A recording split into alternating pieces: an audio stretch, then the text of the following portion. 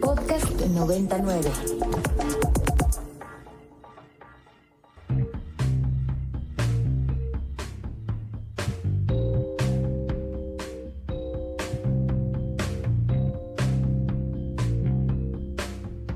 Desde el estudio B de Ibero 90.9, esto es Control de Cambios, una producción de Ibero 90.9 y la revista Nexos. Mi nombre es Valeria Villalobos Guízar. Margarita de Orellana y Alberto Ruiz Sánchez celebran 5 décadas compartiendo sus vidas, de las cuales han dedicado 35 años a liderar el proyecto editorial Artes de México. Una apuesta audaz por la riqueza de la diversidad cultural en México y una inmersión profunda en el universo de sus expresiones artísticas para comprender nuestra identidad y raíces. Un proyecto al que José Luis Martínez definió como una enciclopedia de lo mexicano en forma de monografías. Por su trayectoria, compromiso y visión, el pasado lunes 27 de noviembre, en el marco de la Feria Internacional del Libro de Guadalajara, esta pareja recibió el reconocimiento al mérito editorial. Un homenaje que destaca el oficio de los y las editoras como una figura fundamental en el mundo de los libros. Margarita de Orellana es doctora en Historia, editora y codirectora de Artes de México. Y Alberto Ruiz Sánchez, poeta, novelista y codirector de Artes de México. Y me gustaría comenzar con el principio. Maggie, ¿cómo se conocieron Alberto y tú? Pues mira, fue hace, como tú dices, más de 50 años, haciendo la cola para entrar a la universidad a estudiar comunicación. Estamos en esa cola y Alberto logró entrar, pero a mí me lo prohibieron porque era mujer. Y entonces a mí me pareció un escándalo lo que me acababan de decir. Y yo inmediatamente empecé a hablar con Alberto de libros, de intereses comunes, de qué había leído. Y además lo escuché y me gustaba mucho cómo hablaba, o sea, argumentaba muy bien. Y lo invité a escribir una carta, que me ayudara a escribir una carta de protesta, porque no me dejaban entrar por ser mujer, a pesar de que era la segunda vuelta y yo tenía muy buen promedio. Le di a leer a Simone de Beauvoir y a varias de estas mujeres que hace 50 años ya hacían historia. Y él me ayudó a escribir esa carta, la mandamos y logramos que me dejaran entrar y además que quitaran esa regla tonta, ¿no? De que porque es mujer y que pues la Ibero gasta mucho porque se van a la mitad de la carrera, se casan, abandonan los estudios. Y entonces, pues allí fue la primera vez que nos unimos en una causa común. ¡Qué maravilla! Sí que los libros y la lucha por que ingresaras a estudiar los unió. ¡Qué gran inicio! Y Alberto, ¿cómo pasamos de ese momento a empezar a pensar en crear Artes de México? Pasaron muchísimos años. Bueno, no crees que me hizo caso inmediatamente. Y antes de ser pareja fuimos amigos, muy buenos amigos, ¿no? Y seguimos siendo amigos. Entonces pasó, pero de ahí a hacer Artes de México, es que imagínate, eso fue en 1970. Entonces en México es 1987, 88. Pero en 1975 nos fuimos a Francia. Primero hay que decir, se fue Maggie y yo me fui tras de ella. Y entonces ya en Francia, pues también con todas las dificultades de descubrir que yo era un hombre educado a la mexicana, seguimos a tratar de construir una vida en común, ¿no? Y hicimos muchas cosas. Margarita en esa época, además, editaba una revista feminista con otras latinoamericanas allá, que se llamaba Sorcières. No, herejías. Herejías. Y bueno, y yo trabajaba, hacíamos todo tipo de trabajos, desde vender en el mercado hasta cuidar niños, pegar carteles en la calle, que se usaba mucho, que todo se anunciaba con carteles. Todo lo que ahora hay en internet se pegaba antes en las paredes de la ciudad. Y entre otros trabajos terminé también trabajando en editoriales, pero desde cargar cajas, y ir aprendiendo todas las partes del oficio, ¿no? Y así hicimos cada uno un doctorado, pero sobre todo disfrutamos estar allá, ¿no? Eso era lo principal. Antes no era tan fácil ir y venir ni comunicarse. Pues era cierto aislamiento, en el cual si estábamos juntos, pues toda crisis que tuviéramos era sin ningún problema. Ninguno dependía del otro, no teníamos presiones familiares, no teníamos ningún tipo de impedimento para seguir cada uno nuestra vida. Decidíamos seguir juntos, pues era una decisión compartida. Y casi al final de nuestra estancia ya empezamos a hacer un trabajo para una editorial mexicana que coeditaba con Gallimard, se llamaba Promex. Y Margarita y yo montamos un taller de tipografía para esa editorial allá. En aquella época era muy barato hacer la tipografía allá. Y fue así como nuestro primer gran proyecto juntos, ¿no? Sí, en nuestro departamento que, pues, digo que medía como 3x3, ahí nos metimos los dos y contratamos a 3 correctores, entre ellos a Álvaro Ruiz Abreu y después a la José Rodilla. Y a todos nosotros nos contrató René Solís, que después sería, aparte de Promexa, dirigía Planeta y bueno, sería todo un desarrollo intelectual posterior, ¿no? ¿Y hubo algún momento en el que dijeron, a partir de aquí necesitamos empezar a hacer un proyecto con, digamos, más cuerpo, con una agenda, con un catálogo encaminado a entender México y sus raíces? ¿O cómo fue el momento que pasaron de ese taller tipográfico y ese departamento de 3x3 a una editorial tan importante?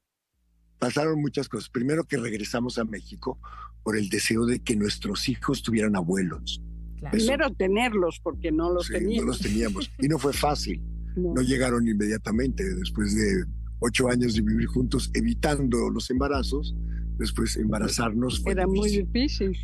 Y luego, pues llegamos en crisis económica, entonces trabajamos donde se podía. Trabajé en Promex en México. Maggie trató de dar clases en la universidad en el posgrado, traía un doctorado. Di un semestre nada más. Era muy agresiva toda la entrada. Siempre concursábamos y nuestros papeles se perdían. Uy. En todas las universidades donde tratábamos de entrar. O sea, entonces pensamos que íbamos a tener una vida universitaria. Nuestra vocación es de investigación.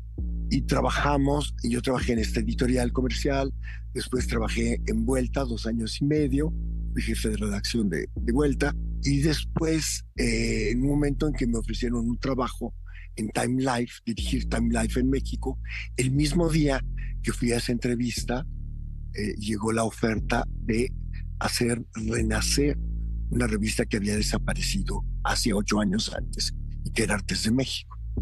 Yo fui la que contesté el teléfono sabiendo que Alberto estaba en ese otro proyecto que probablemente iba a mejorar nuestra situación económica, pero la ilusión de haber conocido Artes de México de joven, dije, es que esto para nosotros puede ser una salida interesante, hacernos independientes, sobre todo de grupos, ya sabes, en esa época había grupos encontrados, claro, ideológicamente, o lo que tú quieras, y eso me parecía que podía ser una salida y además reconciliarnos con el país, porque regresar a México después de tantos años, te sientes un poco hostilizada.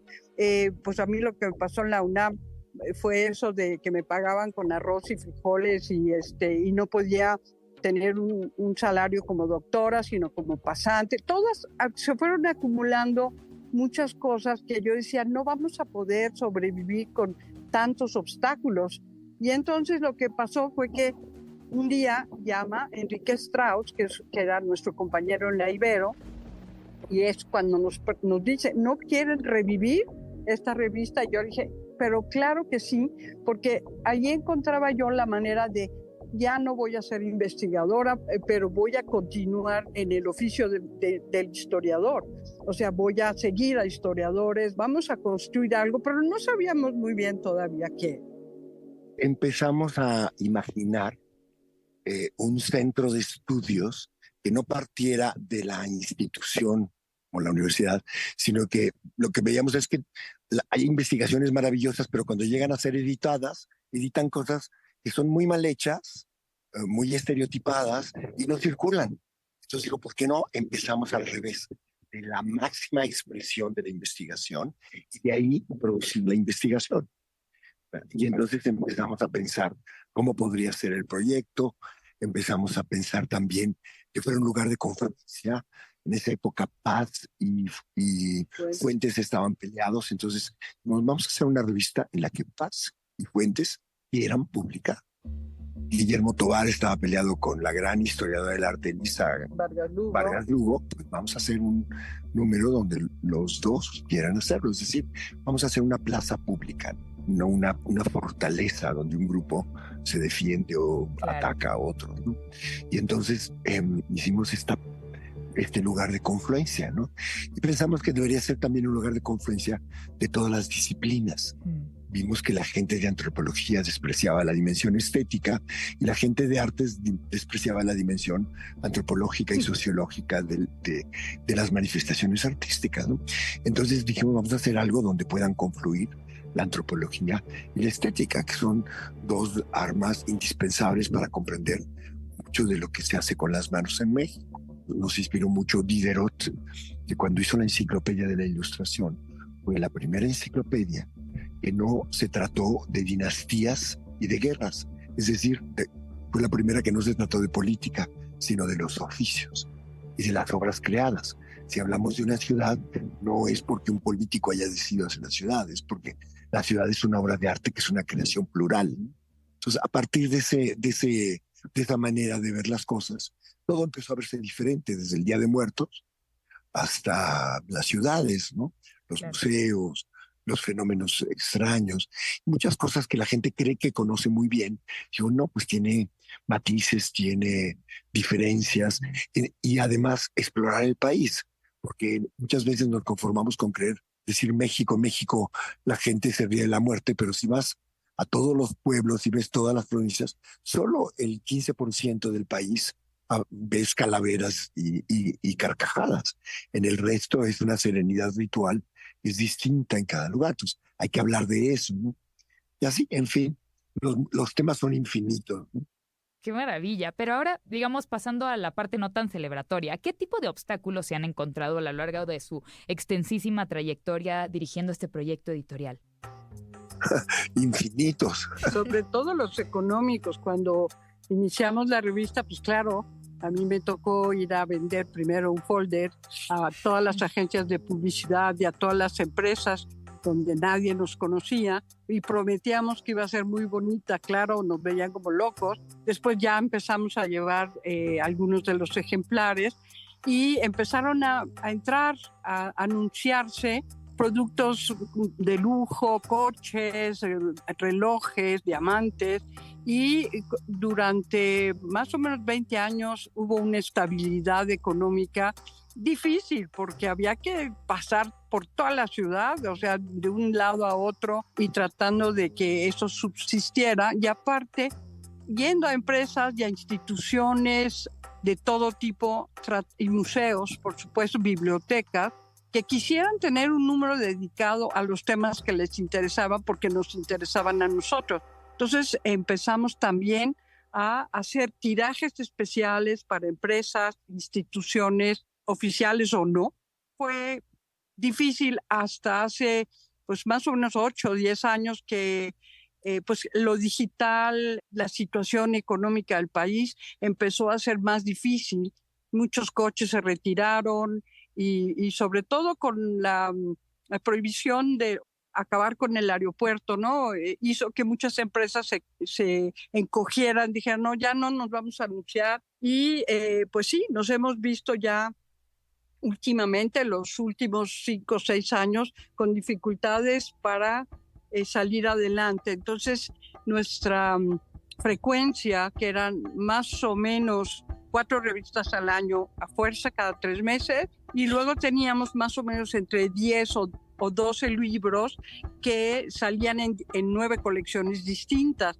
Y ahora pues hemos bajado bastante, siguen saliendo 1 o 2 libros al año y una revista al año. Entonces sí, toda la situación económica nos ha pegado, pero bueno, inventamos talleres, inventamos conferencias y tratamos de sobrevivir, y yo espero que poco a poco volvamos a retomar el ritmo que teníamos, que era bastante fuerte para una empresa tan pequeña. El mundo editorial está lleno de exigencias y de retos incesantes. A pesar de ya todos estos obstáculos económicos y de otros tipos, ¿cómo es que se aventuraron, por ejemplo, en algún momento a una apuesta tan complicada como hacer publicaciones en lenguas originarias? ¿Cómo es que decidieron emprender algo como esto? el primer libro para niños que hicimos fue porque una editora canadiense, que era peruana de origen, guatemalteca, traía un Popol Vuh para jóvenes. Era realmente muy riguroso en su adaptación, muy bellamente ilustrado, y ninguna editorial mexicana, ni el Fondo, ni ninguna de las que hacían libros para niños lo aceptó, con el argumento de que los temas indígenas no se venden. Y a nosotros nos pareció indignante. Y yo le dije a la editora, mira, te falta ver a esta y a esta, y si estas te dicen que no, yo no sé cómo, vamos a conseguir dinero y lo hacemos. Pero tú, cuando tú publicas un libro, tienes que crear una colección. Entonces, Maggie fue a instituciones que publican temas indígenas y en lenguas indígenas. Entonces empezamos a hacer ediciones bilingües, ¿no? Con Instituto de Investigaciones Antropológicas. Allí había un especialista en náhuatl y traía varios cuentos y me gustaban mucho porque estaban acompañados esto era Guerrero, sobre dibujos como de esos que se hacen sobre papel amate, bastante bonitos, y los cuentos tenían mucho encanto, y los tenía en diferentes lenguas, lo tenía en náhuatl, inglés, hasta catalán, porque había una institución que se llama PAX que ayudaba con la producción. Y luego hubo un boom enorme cuando en la SEP lanzaron estos concursos a nivel internacional en donde todo el mundo podía meter sus libros. Había un jurado bastante estricto durante 4 años, y de ahí pues ahí sí nos fue muy bien porque nos aceptaban cada año entre 10 y 12 libros, y muchos de esos eran bilingües y los aceptaban porque no había otros en el mercado, y te estoy hablando hace un poco más de 20 años. Sí, y después, claro, haces una relación con los autores, con los traductores, buscas que sea rigurosa la utilización de la lengua, ¿no? Es un problema complejo, ¿no? En un momento llegaron a pedirnos adaptaciones de libros de texto en lenguas indígenas, ¿no? Hicimos por lo menos un esquema de cómo hacerlo. En fin, ha sido un tema que es importante para nosotros. Otra cosa muy linda y que nos llenó de alegría fue cuando en educación indígena, la SEP, iban a traducir a Octavio Paz a 8 lenguas indígenas, pero cuando me dijeron que iban a hacer Piedra de Sol, yo dije, ¿por qué no hacemos algo más sencillo? Pues son 8 lenguas. Entonces escogimos más o menos 4 o 5 poemas que tuviera que ver con la naturaleza, con los pájaros, con los árboles, cosas que en las comunidades es algo común, y escogí entre todos los cuentos que escribió Paz, que no es mucho, un poco el más cruel, pensando en Cenicienta, en Blancanieves. Bueno, pues si ellos son crueles, hay unos cuentos surrealistas que escribió Paz, y eso se tradujo Y algunos poemas, ¿no? Aparte de los poemas, todo junto, en 8 lenguas indígenas, y fue muy padre porque fue un tiraje grande para Artes de México, y luego nos volvieron a pedir otro tiraje similar. Y ahí están dando vueltas por todo el país. Y ahora hay una pregunta que me gustaría hacerles a los dos, que es, ¿en qué consiste para ustedes el oficio de la edición? Uy, pues mira, es algo muy placentero, es algo que me divierte, es algo que es como una expedición, no solamente a nivel de cuando te presentan los textos, tienes que trabajarlos, tienes que ver que tengan sentido, porque tenemos un público que no es el público de las revistas más especializadas. Nosotros vamos a un público muy amplio. Entonces hay que tratar de que todos los textos puedan llegar al público un poco depurados. Claro, en complicidad con los autores, los trabajamos para que todo el mundo pueda entender muchas complejidades en diferentes aspectos del arte y de las culturas de México. Entonces es como una aventura a nivel de texto, a nivel de cuestionar a los autores, trabajar con ellos, y luego nos salimos de la revista porque tenemos que visitar los lugares de los que estamos hablando. Y esto también te da una perspectiva muy diferente porque tratas de meter esas sensaciones fuera del trabajo editorial a las páginas, y a veces sí aparecen. Digamos, entonces para nosotros el oficio es el placer de compartir nuestros asombros, tanto estéticos como intelectuales, con personas que puedan tener entre las manos objetos bellamente realizados que llamamos libros. que hagan énfasis en el gozo me recuerda mucho esta frase de Roberto Calazo, que es increíble, ¿no? De si uno no suelta una carcajada de vez en cuando es editor, es que no se está tomando la edición lo suficientemente seriamente, ¿no? Es fantástica esa frase. Nosotros decimos que a esa, y lo platicamos con Calazo, a eso nosotros añadimos la sensualidad, pero la carcajada de él tendría que ser así como el orgasmo. Claro. Si tú no tienes un orgasmo con un libro, es que no estás leyendo a fondo. Pero no es exacto. Margarita de Orellana es doctora en Historia, editora y codirectora de Artes de México. Y Alberto Ruiz Sánchez es poeta, novelista y codirector del mismo sello editorial. Pueden consultar lo que han escrito en la revista en www.nexus.com.mx/control de cambios.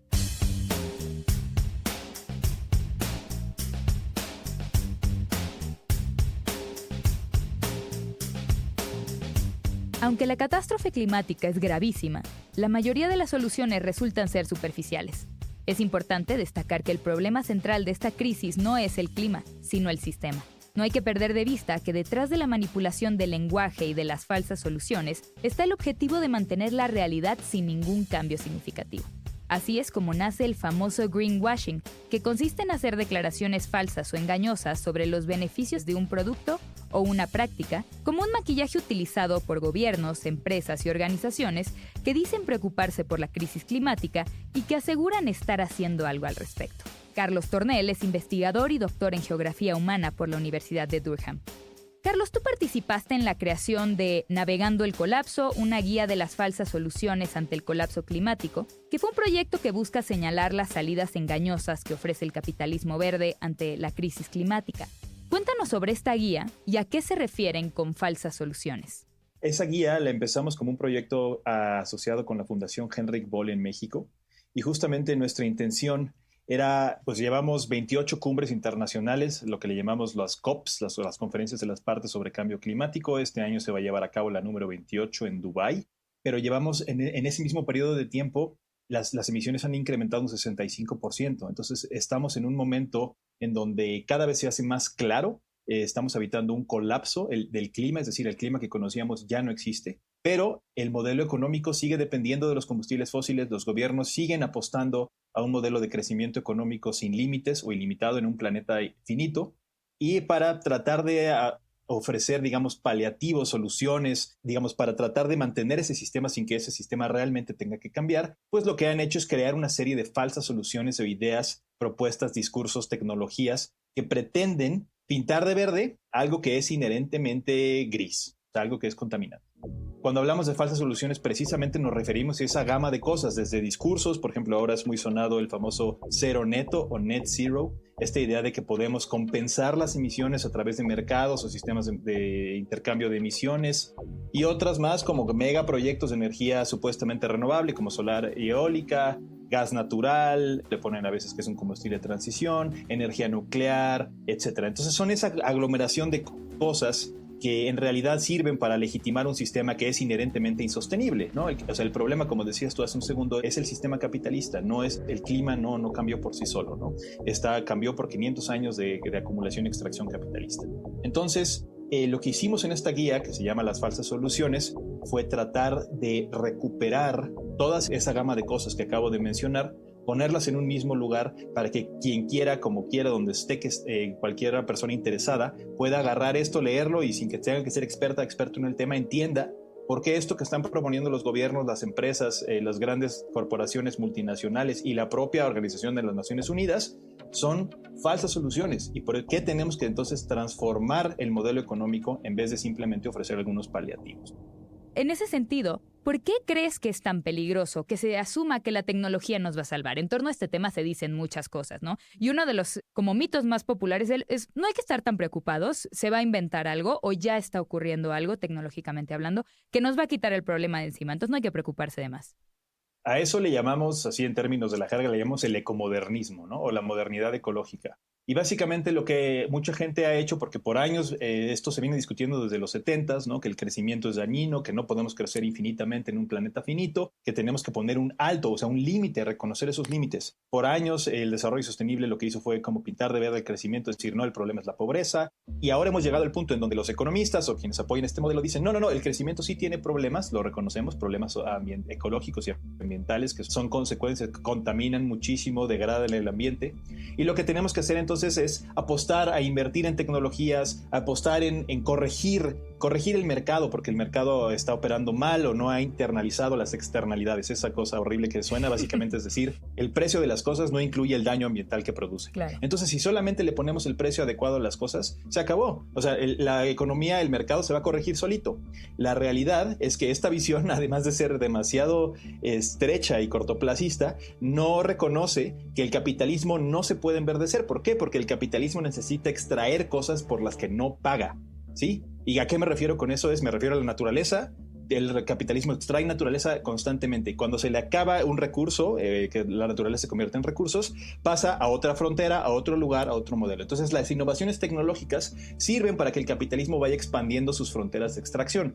Antes eran los combustibles fósiles, entonces había minas de carbón, había pozos de petróleo, había extracciones en puntos específicos. Cuando eso se agota, pasamos entonces a pensar en extracciones de petróleo no convencional, como el fracking o la técnica de la fracturación hidráulica, que cada vez requiere hacer más pozos, expandes más el impacto asociado a ese modelo. Y cuando eso también empieza a llegar a un límite, empezamos a hablar de entonces energía solar, energía eólica, es decir, la tecnología sirve para ir a colonizar otros espacios que ahora le llamamos zonas de sacrificio verde, porque están justificadas bajo la idea de la transición energética verde, ¿no? Entonces el capitalismo no se puede enverdecer, no se puede hacer más sostenible, no se puede hacer más bonito y amigable para todas y todos, como nos dicen y nos repiten los economistas, las economistas. En realidad, el problema es que el capitalismo necesita esa extracción de las cosas no baratas. Por ejemplo, trabajo no barato, estoy hablando de trabajo de reproducción, que normalmente se le acuña a las mujeres. Entonces el capitalismo, y como eso lo sabemos perfecto, ¿no? Paga la producción, pero no paga la reproducción. Entonces, ¿quién alimenta a los obreros? ¿Quién mantiene las casas de toda esa gente? ¿Quién hace todo ese trabajo? Pues las mujeres. Claro, el capitalismo igual se apropia de ese trabajo, ¿no? Entonces, es simplemente inviable pensar que el sistema se puede solucionar a través de una tecnología milagrosa. Porque, como decíamos, si el problema es el sistema, no importa que todo sea solar. Vamos a seguir extrayendo un montón de minerales, vamos a seguir dependiendo de combustibles fósiles para armar los paneles, para desplegarlos por todos lados. Entonces, en términos así muy llanos y simples, lo que tendríamos que cambiar es, uno, la adicción al modelo del crecimiento económico asociado, y el propio capitalismo no puede seguir. O sea, para que podamos subsistir en este planeta, el capitalismo tiene que morir. Tenemos evidencia clara de que no podemos desacoplar el crecimiento económico del uso material y de las emisiones de gases de efecto invernadero. Entonces eso lo hemos hecho de forma relativa, es decir, ha crecido un poco algunos lugares, países ricos, principalmente en Europa, han crecido reduciendo las emisiones un poquito o han reducido su impacto material. ¿Pero qué han hecho para hacer eso? Pues exportar sus impactos, sus huellas ecológicas, sociales, ambientales a otros lados. Y pensemos ahora cómo funciona, por ejemplo, en Noruega, que ya va a ser completamente, todos los autos van a ser eléctricos. ¿De dónde va a salir todo el litio para las baterías de esos autos? De Chile, de Argentina y de Bolivia. ¿De dónde van a salir todas las partes, las tierras raras, el cadmio, todas estas otras minerales que vamos a necesitar? Pues del sur global, para que el norte se descarbonice. Entonces, estamos básicamente apostando a una mentira en donde algunos se van a descarbonizar a costa de otros, claro, ¿no? Es un momento en donde tenemos que pensar también esa relación geopolítica, es decir, cómo está cambiando esto asociado a lo verde. Hace un momento hablabas del net zero, ¿no? La neutralidad de carbono o huella de carbono cero, que se refiere básicamente a conseguir emisiones de dióxido de carbono iguales a cero, equilibrando la cantidad de dióxido de carbono liberado a la atmósfera con una cantidad equivalente retirada de la atmósfera o fijada, pues, por plantas. A nivel internacional, justo las compañías y los países ricos siguen hablando del net zero como la forma de compensar su falta de acción durante muchas décadas. ¿Estas propuestas son una solución real? No. Es la respuesta corta. Pero el por qué es muy interesante. Pensemos cuando alguien gana un salario en México, ¿no? ¿Gana ese neto o en brutos? Ajá. Entonces, cuando te dicen el bruto suena muy bien porque es más, ¿no? Claro. Pero luego el neto ya es lo que tú descontaste y te llega un salario más bajo. Entonces, ahora esto es fundamental porque en términos de negociación climática, la discusión que por 28 COPs, por todos estos procesos internacionales se ha repetido una y otra vez. O sea, este es el discurso que dijimos en la COP1, ¿no? Hace 28 años el discurso era: hay que dejar los combustibles fósiles en el suelo. Las emisiones tienen que ser cero. ¿no? Llevamos 28 clubs extendiendo, pateando el balón para el futuro sin hacer nada. El famosísimo net zero o el neto cero, es decir, bueno, como ya vimos que el capitalismo pues no va a parar, que el crecimiento económico no se va a cuestionar, que las grandes industrias, que las petroleras, que las grandes multinacionales no van a cambiar, entonces lo que vamos a hacer es compensar. Sí, vamos a reducir un poquito de emisiones, vamos a hacer algunas inversiones por aquí y por allá en cosas verdes, que si en reciclaje, que si en algunos paneles solares por aquí y por allá, lo que sea, pero como vamos a seguir quemando combustibles fósiles, lo que vamos a hacer es entonces vamos a desarrollar tecnologías que nos ayuden a agarrar ese CO2 que está en la atmósfera y meterlo abajo del subsuelo y a ver qué hacemos con él después. Eso es la geoingeniería o una de las propuestas de geoingeniería. Y hay otras propuestas que dicen, y entonces lo que vamos a hacer es también cercar arbolitos, algunos cachos de selva en el sur global, donde hay en el Amazonas, ¿no? En la selva lacandona, en todos estos lugares, en Vietnam, en el Asia, ¿no? El sureste asiático. Vamos a nada más a proteger unas partes y pues ahí se va a absorber el carbono que sigamos emitiendo y ya, entonces cuando hagamos una suma, además estos cálculos son hechos en Excel, ¿eh? O sea, ni siquiera es que haya así un programa de evaluación y medición y transparencia. No, es ridículo, o sea, es un invento ahí de Wall Street que básicamente puso en una hoja de Excel, si yo emito 300 toneladas y hay una cantidad de árboles que absorben esa cantidad de CO2 en algún punto del planeta, no importa, ya, el total es cero, o sea, la suma es cero. La realidad es que así no funciona el sistema planetario. ¿Por qué? Porque el sistema planetario tardó millones de años en producir una biosfera en donde podemos habitar personas, animales, plantas y podemos convivir en ese territorio. Y lo que está haciendo Wall Street, lo que está haciendo el capitalismo es decir, podemos desbalancear eso en básicamente 150 años, 200 años desde que se inyectaron los combustibles fósiles y una molécula de CO2 es igual a una absorción que hace un árbol. Pues así no funciona, ¿no? Las emisiones del petróleo, de los combustibles fósiles, no son necesariamente las que el sistema está acostumbrado a absorber. Entonces, el famosísimo net zero en realidad es una indulgencia, ¿no? Para que las compañías usan trucos de contabilidad para básicamente no transformar y simplemente ofrecer una solución, aplacar un sistema que en realidad es una crisis civilizatoria. O sea, estamos en un momento de crisis, de colapso social, ambiental, ecológico, y las compañías usan este discurso como para apaciguar, para tranquilizar, para decir esto no es una crisis, es una oportunidad para el capitalismo de seguir creciendo, para tratar de transformar, para hacer... No, estamos en un momento en donde ya tenemos que, o sea, las alarmas ya se sonaron. No es alarmista decir que el huracán que acaba de pegar en Acapulco se transformó en menos de un día se transformó en un huracán, en una tormenta tropical, que los incendios forestales son implacables, que hay más migración climática asociada a este modelo de despojo por descarbonización. Vaya, vivimos en un colapso civilizatorio. Entonces es un momento de llamar por su nombre. Estamos en ese momento. Y para seguir con nuestros no amigos de Wall Street, por ejemplo, tomo el ejemplo de BlackRock, ¿no? El fondo de inversiones más grande de Wall Street y del mundo, que anunció poco antes de que comenzara la pandemia la intención de dirigir sus fondos de más de $1 trillón al cambio climático. ¿Cuál es el problema de invertir millones de dólares en el cambio climático, ¿no? Porque parecería que es exactamente lo que necesitamos.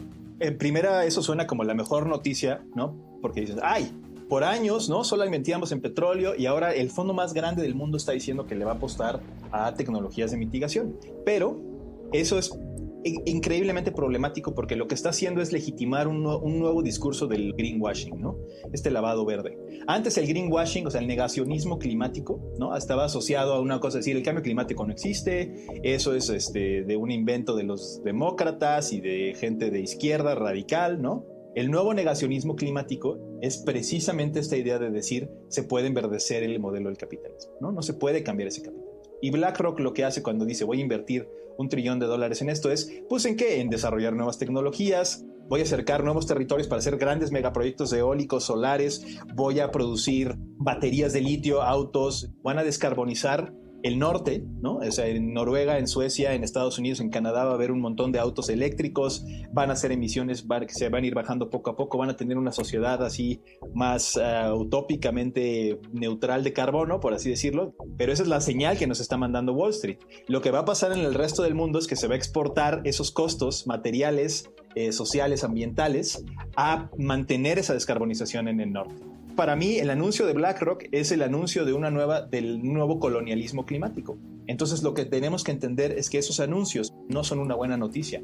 En realidad nos están enseñando hacia dónde se está dirigiendo la visión del capitalismo, ¿no? O sea, dónde está poniendo sus colmillos, vamos a decirlo así. Y piensen ahora ustedes, o sea, esto no es algo nuevo. Ya anunciaron que quieren ir a sacar minerales del fondo del mar.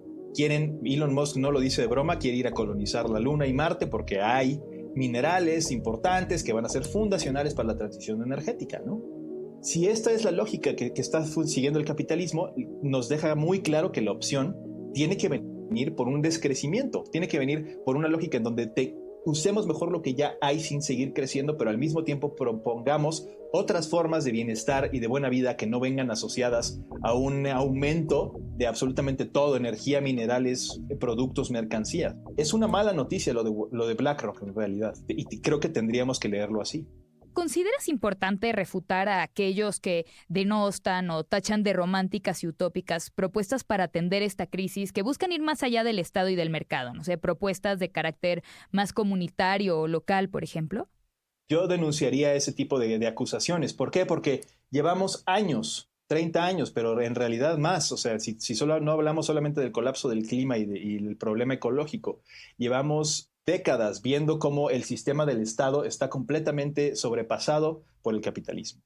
Entonces ya probamos las recetas del socialismo en el siglo XX, ya tratamos de tomar el control del Estado y a través del Estado transformar la realidad, pero esas recetas ya hoy ya no producen los platos ricos que en algún momento nos imaginamos que podían hacer. Ya vimos que son recetas que nos dejan algo que sabe mal, nos queda un mal sabor de boca. Entonces es momento de pensar algo diferente. Y aquí es donde se vuelve fundamental la transformación. Una de las partes esenciales que hemos discutido, por ejemplo, con comunidades y pueblos indígenas, sociedades en movimiento que están en el sur global, que han resistido el avance del extractivismo, que están proponiendo una transformación socioecológica de otra forma, es que dicen, bueno, ya no queremos desarrollos alternativos, queremos alternativas al desarrollo. Y eso, que aunque parezca así un juego así de palabras, es fundamental, porque el desarrollo alternativo siempre es desarrollo sostenible, desarrollo verde, desarrollo con cara humana, desarrollo con tal, pero implica las mismas lógicas y los mismos modelos digamos, sociales. O sea, hay una hegemonía del gobierno vertical, una supuesta democracia que ya vimos que no funciona, ¿no? Y solamente es para elegir a alguien cada 6 años. En realidad no hay una participación real de las personas en el ámbito democrático, ni mucho menos, ¿no? Entonces, bajo esa lógica, si ya vimos que eso no funciona, estas comunidades, estas sociedades en movimiento nos ofrecen un rechazo a eso. Ya no viene por allá arriba la transformación. Les digo, 28 COPs, cumbres internacionales de cambio climático, y las emisiones siguen aumentando, las cosas siguen peor, no ni siquiera igual, van peor. Entonces lo que nos queda es atrevámonos a imaginar algo diferente. Y creo que pensar las autonomías desde los territorios, ahí llevan la batuta las mujeres indígenas en los territorios ancestralmente indígenas que tienen otras formas de ser, existir en el mundo, pero también hay otros territorios que son urbanos, que son periféricos, que son no indígenas, que son rurales, que también están atreviéndose a transformar la realidad desde esos lugares. Y creo que es importante que aprendamos a escuchar, que aprendamos a reconocer que hay otras formas, pero lo que sí podría decir que es un común denominador es un rechazo a ese modelo impuesto desde arriba y más bien una propuesta de transformar la realidad desde lo local, desde abajo, desde lo colectivo y desde lo autónomo. Carlos Tornel es investigador y doctor en Geografía Humana por la Universidad de Durham. Pueden consultar lo que ha escrito en la revista en www.nexus.com.mx/control de cambios.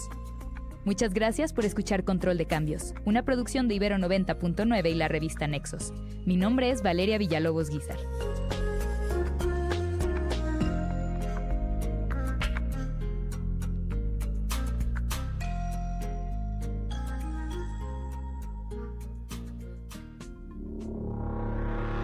Contenidos como este, descarga nuestra aplicación disponible para Android y iOS o visita ibero909.fm.